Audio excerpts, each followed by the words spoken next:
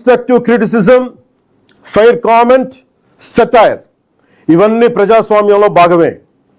విభిన్న అభిప్రాయాలను వ్యక్తం చేసే హక్కును మేము పూర్తిగా గౌరవిస్తాం. కానీ malicious fake campaigns, hate speech, criminal intimidation, cyber harassment, organised abuse, ఒకరి పరువును ఉద్దేశపూర్వకంగా దెబ్బతీయాలనే ప్రయత్నాలు ఇవన్నీ ఫ్రీడమ్ ఆఫ్ స్పీచ్ పేరుతో సమర్థింపబడవు. ఇంకో విషయం చాలా స్పష్టంగా చెప్తున్నాం, నేరస్తులకి నేరానికి కులం లేదు, మతం లేదు, రాజకీయ పార్టీ లేదు. ఐ రీఐటరేట్, నేరానికి నేరస్తులకి కులం లేదు, మతం లేదు, రాజకీయ పార్టీలు లేవు.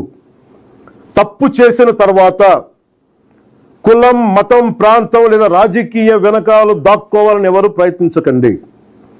చట్టం ముందు ప్రతి పౌరుడు సమానమే. నేరం చేసిన ప్రతి ఒక్కరిపై చట్ట ప్రకారం చర్యలు తీసుకోబడతాయి. సోషల్ మీడియా దుర్వినియోగం వల్ల ఇబ్బందులు ఎదుర్కొంటున్న ప్రతి ఒక్కరికి ఈ సందర్భంగా నేను ఒక మాట చెప్తా ఉన్నాను. మీరెవ్వరూ ఒంటరి వారు కాదు, మీకు ప్రభుత్వం అండగా ఉంటుంది. డిప్యూటీ చీఫ్ మినిస్టర్ ఆఫీస్లో సోషల్ మీడియా దుర్వినియోగానికి సంబంధించిన ఫిర్యాదులు స్వీకరించేందుకు ప్రత్యేక వ్యవస్థని ఏర్పాటు చేయబోతున్నాం. స్క్రీన్ షాట్స్, లింక్స్, వీడియోస్ లేదా ఇతర డిజిటల్ ఎవిడెన్స్తో ఫిర్యాదు చేయవచ్చు. ప్రతి జెన్యూన్ కంప్లైంట్ను పరిశీలించి సంబంధిత అధికారులకు పంపించి చట్టపరమైన చర్యలు తీసుకునేలా చేస్తాం. అలాగే పదే పదే ఫేక్ అకౌంట్స్ ద్వారా దుర్వినియోగానికి పాల్పడుతున్న వారిని గుర్తించి వారి వివరాలని ప్రభుత్వానికి అందించాలని బాధ్యత గల పౌరులుగా కోరుకుంటున్నాను. ఇది కేవలం ప్రభుత్వ బాధ్యత మాత్రమే కాదు, మీ అందరి బాధ్యత, మనందరి బాధ్యత. ఇలాంటి నేరాలకి పాల్పడిన వారిపై భారతీయ న్యాయ సంహిత BNS, భారతీయ నాగరిక్ సురక్షా సంహిత BNSS, ఇన్ఫర్మేషన్ టెక్నాలజీ యాక్ట్ 2000 మరియు ఇతర సంబంధిత చట్టాల ప్రకారం కఠినమైన చర్యలు తీసుకుంటాం. కేసు స్వభావాన్ని బట్టి BNS section 351 death threats, criminal intimidation, anonymous threats. BNS section 352 ఉద్దేశపూర్వక అవమానాలు, గొడవలకు ప్రేరేపించే వ్యాఖ్యలు. BNS సెక్షన్ 353 తప్పుడు సమాచారం, రూమర్స్, పబ్లిక్ మిస్చీఫ్ కి దారితీసే పోస్టులు. BNS సెక్షన్ 356 డిఫమేషన్, వ్యక్తి పరువుకు భంగం కలిగించడం. BNS సెక్షన్ 79 మహిళల గౌరవాన్ని దెబ్బతీసే వ్యాఖ్యలు లేదా చర్యలు. BNS సెక్షన్ 299 మత విశ్వాసాలను, ఏ మతమైనా కానీ, BNS సెక్షన్ 299 మత విశ్వాసాలను ఉద్దేశపూర్వకంగా అవమానించడం. BNS సెక్షన్ 196 వర్గాల మధ్య విద్వేషాన్ని రెచ్చగొట్టే చర్యలు. Information technology act sections 66C and 66D, fake accounts, identity theft, online impersonation. Information technology act section 67 obscene లేదా అసభ్యకరమైన ఎలక్ట్రానిక్ కంటెంట్. అవసరమైతే information technology act section 69A ప్రకారం చట్టవిరుద్ధమైన ఆన్లైన్ కంటెంట్ పై కూడా చర్యలు తీసుకునే అవకాశం ఉంది. ఫ్రీడమ్ ఆఫ్ స్పీచ్ అంటే ఫ్రీడమ్ ఆఫ్ అబ్యూజ్ కాదు అంటూ పవన్ చెప్తున్నారు.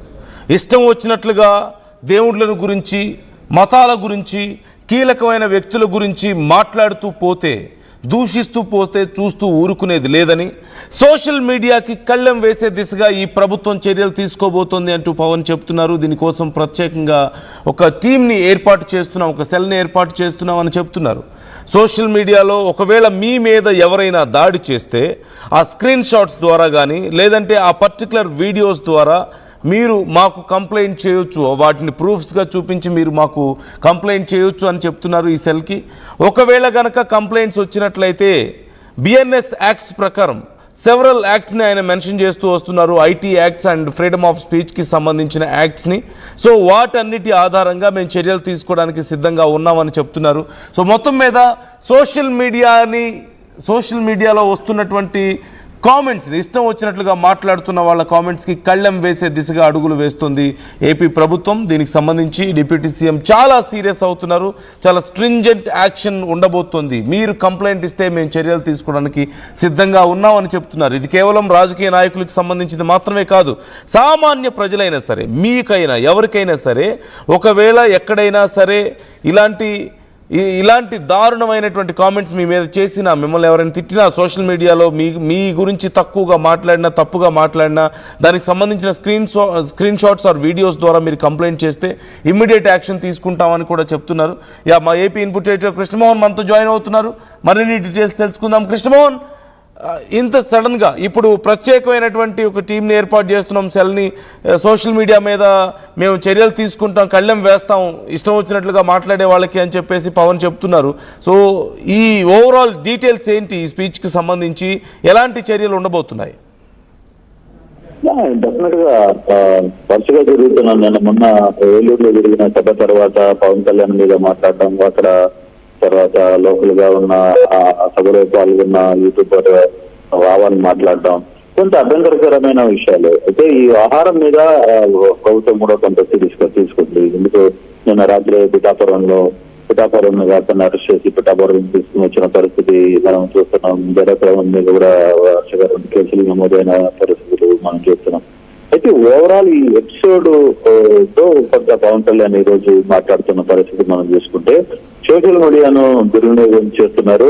నోటికి వచ్చింది మాట్లాడితే, ఎంతంటే అంత మాట్లాడితే ఊరుకునేది లేదు అనేది చాలా క్లియర్ గా చెప్తున్నారు. ఆధారాలు లేకుండా నోటికి ఏమొస్తే అది ఆరోపణలు చేసే ప్రయత్నం చేస్తున్నారు. అది మీదట సహించబోం అనేది పవన్ కళ్యాణ్ చాలా గట్టిగా మాట్లాడుతున్న పరిస్థితి. ఏదేమైనా ఫ్రీడమ్ ఆఫ్ స్పీచ్ అంటే అవతలని ఇష్టం వచ్చినట్టు మాట్లాడడం, లేకపోతే ఇంకోటి చేయడం అని కాదు. ఈ విధంగా ఇదైతే మాత్రం కొంత సీరియస్ అలిగేషన్స్ యాక్షన్స్ ఉంటాయి అనేది చాలా గట్టిగా చెప్తున్న నేపథ్యం కూడా మనం చూస్తున్నాం. వ్యక్తిగత దోషులను దాటి డెత్ థ్రెట్స్ వరకు కూడా వెళ్ళిపోతున్నారు. ఇది ఎంతవరకు సంబంధించడం అనేది కూడా ఆయన క్లియర్ గా ఒక వీడియోను కూడా రిలీజ్ చేసిన పరిస్థితి మనం చూస్తున్నాం. దేవతల మీద కూడా అనుకుంటే వ్యాఖ్యలు చేస్తున్నాను. మా ఒక టీమ్ ని ఏర్పాటు చేస్తున్నాం. దీనికి సంబంధించి సోషల్ మీడియా కట్టడి మీద ఒక టీం ని ఏర్పాటు చేస్తున్నాం. ఇక మీదట ఇటువంటి ఆహారాల మీద ఎక్కువ లేదు. ఈ ఆహారాల్లో ఎంత ఇష్యూ వచ్చినా, ఎంత దూరమైనా దీన్ని మనం ఆహారం మీద గట్టిగా చూస్తాం.